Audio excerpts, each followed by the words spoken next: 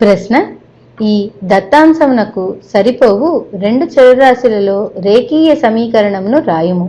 మొదటిది, భార్గవికి వచ్చిన మార్కులు సింధు మార్కులకు రెట్టింపు కంటే 10 ఎక్కువ. రెండవది, ఒక పెన్సిల్ వెల 2 రూపాయలు మరియు ఒక బాల్ పెన్ వెల 15 రూపాయలు. షీల కొన్ని పెన్సిళ్లను కొన్ని బాల్ పెన్లను కొని 100 రూపాయలు చెల్లించింది. మూడోది, యామిని, ఫాతిమా 9వ తరగతి చదువుతున్నారు.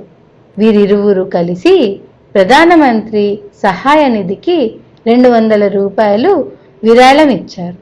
నాలుగవది, ఒక సంఖ్య దానిలోని అంకెలను తారుమారు చేయగా వచ్చే సంఖ్యల మొత్తము 121.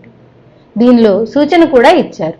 సూచన: మొదటి సంఖ్యలో 1ల స్థానంలోని అంకె x మరియు 10ల స్థానంలోని అంకెని y అని అనుకోమన్నారు. ఇప్పుడు ఈ లెక్కని సాధిద్దాం.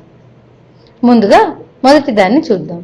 మొదటిది, భార్గవి మరియు సింధులు ఉన్నారు.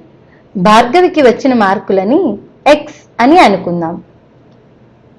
అలాగే సింధుకి వచ్చిన మార్కులను y అని అనుకుందాం. ప్రశ్నలో భార్గవికి వచ్చిన మార్కులు సింధు మార్కులకు రెట్టింపు కంటే 10 ఎక్కువ అని ఇచ్చారు. కనుక దీన్ని సమన్వయ రూపంలో రాయాలంటే భార్గవికి వచ్చిన మార్కులు x = సింధు మార్కులకు రెట్టింపు కంటే 10 ఎక్కువ. అంటే సింధు మార్కులు y అనుకున్నాం కనుక 2 × y + 10. ఇదే మనకి వచ్చిన సమన్వయం. కనుక ఇది రెండు చరరాశుల్లో రేఖీయ సమీకరణము అని కూడా అనవచ్చు. ఇప్పుడు రెండవ దాన్ని చూద్దాం. ప్రశ్న: ఒక పెన్సిల్ వెల 2 రూపాయలు మరియు ఒక బాల్ పెన్ వెల 15 రూపాయలు.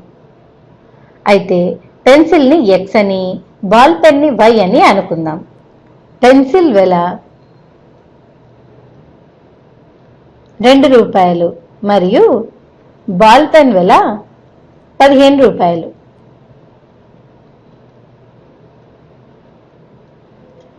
పెన్సిల్ని మనం x అని అనుకుందాం. బాల్ పెన్ని మనం y అని అనుకుందాం. ఇక్కడ షీల కొన్ని పెన్సిళ్లను అలాగే కొన్ని బాల్ పెన్లను కొన్నది అని ఇచ్చారు. కనుక ఎన్ని పెన్సిళ్లను కొన్నది, ఎన్ని బాల్ పెన్లు కొన్నది అన్నది మనకి తెలియదు. 2 × x అన్నది పెన్సిళ్లు కొనగా అయిన ధర ప్లస్ 15 × y అన్నది మనకి బాల్ పెన్లు కొనగా అయిన ధర. ఈ రెండు కలిపి మొత్తం 100 రూపాయలు దుకాణదారునికి చెల్లించింది అని ఇచ్చారు. కనుక 2x + 15y = 100 అన్నది మనకి రెండు చరరాశుల్లోని రేఖీయ సమీకరణం. ఇప్పుడు మూడో దాన్ని చూద్దాం. మూడోది, యామిని, ఫాతిమా 9వ తరగతి చదువుతున్నారు. వీరిరువురు కలిసి ప్రధానమంత్రి సహాయక నిధికి 200 రూపాయలు విరాళం ఇచ్చారు. ఇప్పుడు యామిని ఇచ్చిన విరాళమును x అని అనుకుందాం.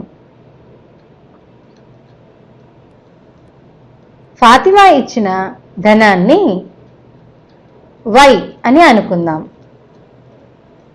అయితే ఇరువురు కలిసి ప్రధానమంత్రి సహాయక నిధికి 200 రూపాయలు విరాళం ఇచ్చారు అని అన్నారు కనుక x + y = 200 వస్తుంది. ఇప్పుడు నాలుగో దాన్ని చూద్దాం. నాలుగవది, ఒక సంఖ్య దానిలోని అంకెలను తారుమారు చేయగా వచ్చే సంఖ్యల మొత్తము 121 అని ఇచ్చారు. మనకి సూచన కింద 1ల స్థానంలో x అని 10ల స్థానంలో y ని రాసుకోమని చెప్పారు. కనుక మనము సంఖ్యని yx అని అనుకుందాం. y అన్నది 10ల స్థానంలో, x అన్నది 1ల స్థానంలో తీసుకున్నాం. అయితే ప్రశ్నలో ఏమిచ్చారు? ఒక సంఖ్య దానిలోని అంకెలను తారుమారు చేయగా వచ్చిన సంఖ్యల మొత్తము అన్నారు. అంటే ఇప్పుడు ఈ సంఖ్యని తారుమారు చేస్తే మనకి ఏ సంఖ్య వస్తుంది? xy వస్తుంది. ఈ xyలోని అంకెల మొత్తము అంటే x ప్లస్ y దేనికి సమానమని ఇచ్చారు? 121కి సమానమని ఇచ్చారు. కాబట్టి x plus y is equal to 121 వస్తుంది. లేదా x plus y minus 121 is equal to 0 వస్తుంది. అర్థమైంది కదా? వచ్చే వీడియోలో ఇంకొన్ని లెక్కలను చేద్దాం.